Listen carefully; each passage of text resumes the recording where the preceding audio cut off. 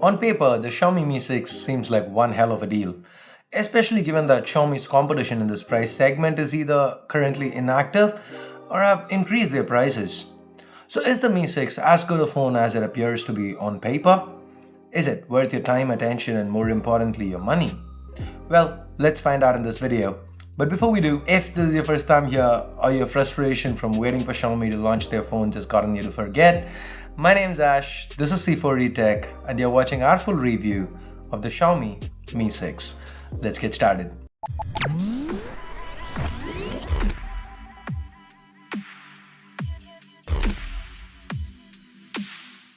As always, let's start with the build.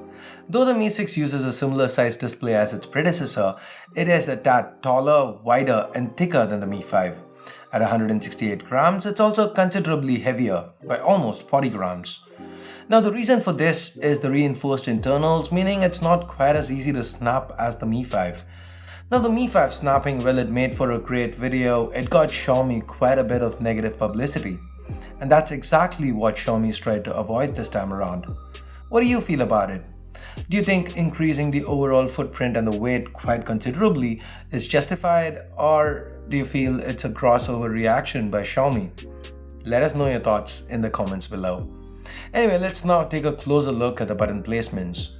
To the bottom, we only have the Type-C port, primary microphone and speakers. The power button and the volume rockers are located to the right. A secondary noise cancelling microphone and an AR blaster can be found up top. And to the left, we've got a tray. This tray can take 2 SIM cards. As always, there's no micro SD here. Sadly, there is one more omission this time. The headphone jack.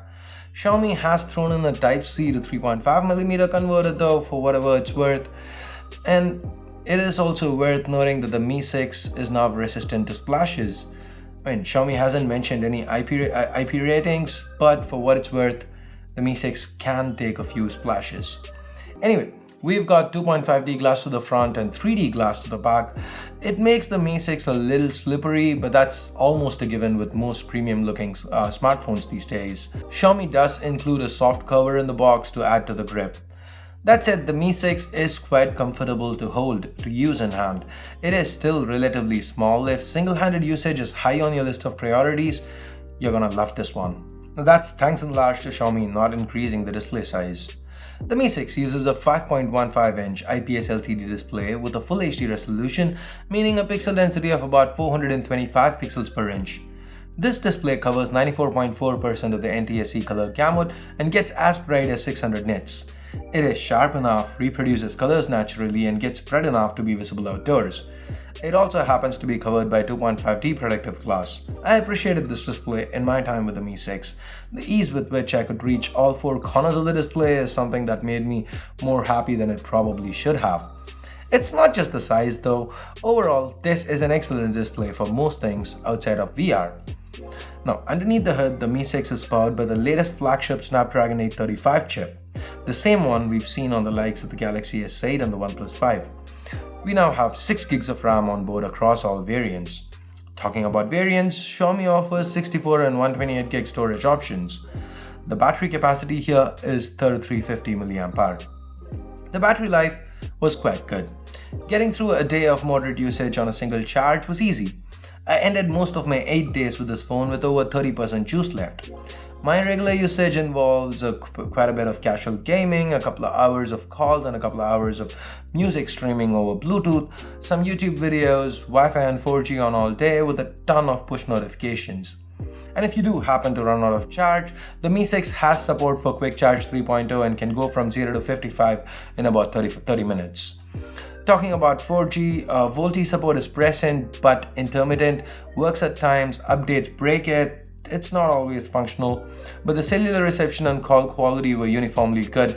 The earpiece also happens to double as a speaker here, and the audio via this stereo speaker setup was quite loud and clear. On the software side of things, the Mi 6 runs on Android 7 Nougat with Xiaomi's custom MIUI 8 on top. MIUI is quite far away from stock Android, but has some features that really make me appreciate it. For example, you don't have to pull down the notification bar, just swipe. There's support for themes, granular control over a lot of things, a second space, dual labs, and more. What I like most here is how Xiaomi has optimized the user experience for speed. The Mi 6 is blazing fast. Apps open up quick, there's no lag, the Snapdragon 835 chip underneath manages to run anything thrown at it with ease. The overall experience is extremely smooth.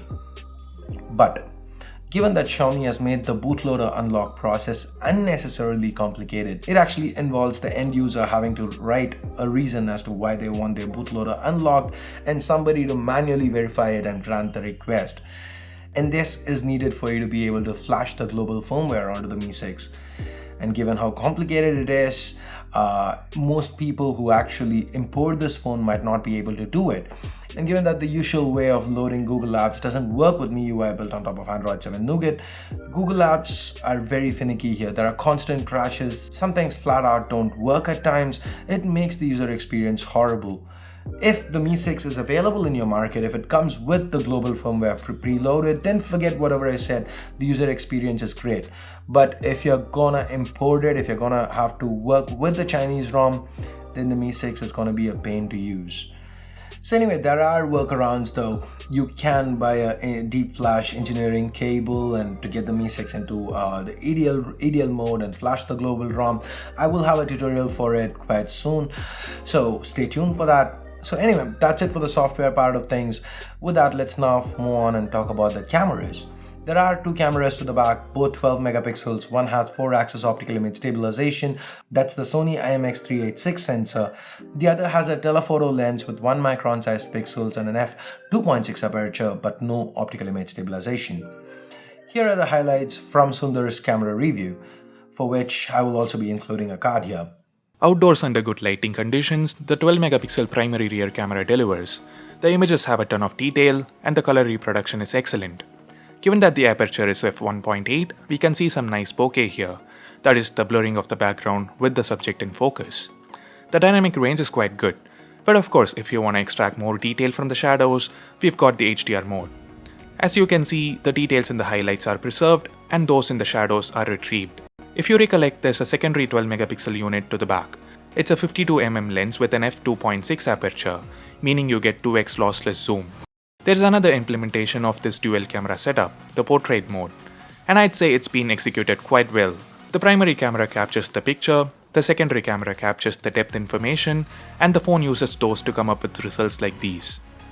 Under low light, thanks to the large 1x2.9 inch sensor, 1.25 micron sized pixels, and a wide f1.8 aperture, the images shot are quite bright. Not saying the quality is as good as those shot with the S8 or the S8 Plus, but for the price, the low light performance is pretty good. The front-facing camera has gone through an upgrade from 4 megapixels, or rather ultra pixels, to 8 megapixels. The selfies look good, with good amount of detail and dynamic range. The color reproduction is accurate. The Mi 6 can shoot 4K at 30 frames per second. The presence of the 4-axis OIS makes for a very stable footage. The quality too is great. The video is sharp, with accurate colors and good dynamic range. Note that the secondary camera doesn't have OIS. So it is worth noting that the 2x zoom here on the Mi 6 is purely optical instead of part optical, part software trickery like with the OnePlus 5. And on that note, let's now talk price. The 64GB variant is priced at 2499 yuan, that's about 25,000 rupees or 360 US dollars. The 128GB variant at 2899 yuan, that's about 29,000 rupees or 420 US dollars. And finally, there's also a ceramic variant that comes with 18K gold camera rims, just like with the Mi Mix. That one's priced at 2999 yuan, that's 30,000 rupees or 435 US dollars.